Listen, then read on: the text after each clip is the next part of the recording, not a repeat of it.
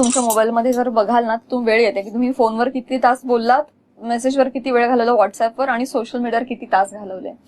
ते तुम्ही रोज जर चेक कराल तर तुमच्या लक्षात येईल की दुसऱ्यांच्या आयुष्यात काय करताय हे बघण्यात तुम्ही तुमच्या आयुष्यातला वेळ असाच वाया घालवताय खूप जास्त.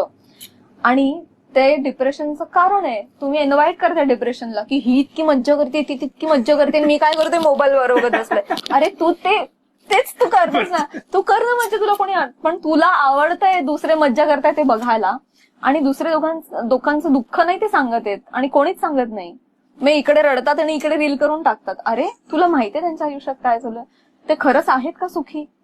आपण आनंदी आहोत ह्याच्यावर आपला पटकन विश्वास बसत नाही. दुसरे आनंदी आहेत त्याच्यावर आपला पटकन विश्वास बसतो, आणि त्यांचा आनंद बघून आपल्याला वाटतं की आपण दुःखात आहोत. ऍक्च्युली असं नसतं. सगळ्यांचं सगळं तेच चाललेलं असतं.